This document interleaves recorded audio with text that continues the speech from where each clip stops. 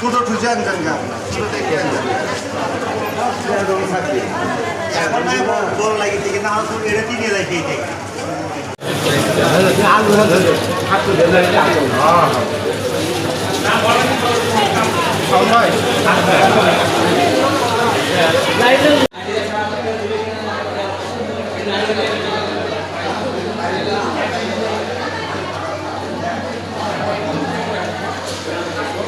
আমাকে তো তোমার ঝুলে না আমি সকালে পাতায় দেয় কাপড়ের সামনে হ্যাঁ আমাকে ঝুলে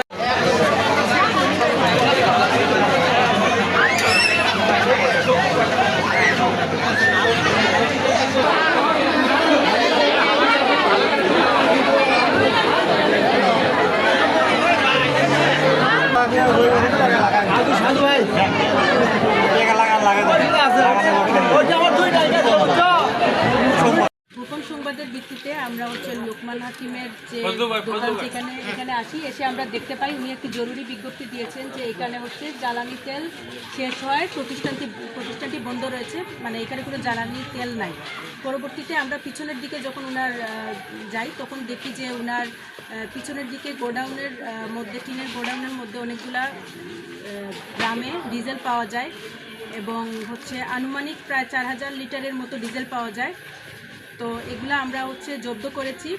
জব্দ করে আমাদের যে টেক অফিসার আছে জ্বালানি তেল বিক্রয়ের যে আইসিটি অফিসার এবং আমাদের কৃষি কর্মকর্তা যে ওনার জিম্মায় দিয়েছি, এগুলা আগামীকাল হচ্ছে সরকারি মূল্যে সেটা বিক্রয় করা হবে। বিক্রয় করে সরকারি কোষাগারে জমা দেওয়া হবে। আমাদের এই আজকের এই অভিযানে আমাদের সাথে উপস্থিত ছিলেন সারিয়াকান্দি উপজেলার সুযোগ্য অফিসার ইনচার্জ সারিয়াকান্দি থানার এবং আমরা হচ্ছে সবার সহযোগিতায় আজকে আমরা এই অভিযানটি করেছি।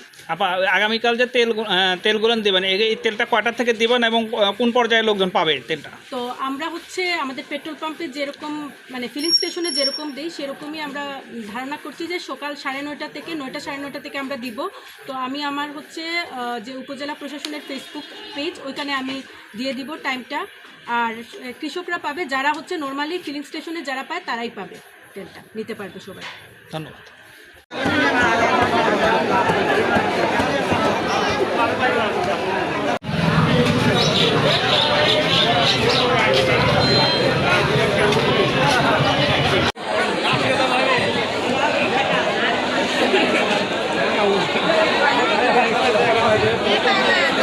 এখন গতকাল রাতে মোবাইল কোর্ট অভিযানের মাধ্যমে এখানে প্রায় 4000 লিটার ডিজেল জব্দ করা হয়েছিল। এগুলো আজকে সকালে পূর্ব ঘোষণা অনুযায়ী সকাল 9টা থেকে কৃষকদের মাঝে 1000 টাকা হারে বিতরণ করা হচ্ছে এবং উক্ত টাকা সরকারি কোষাগারে জমা হবে।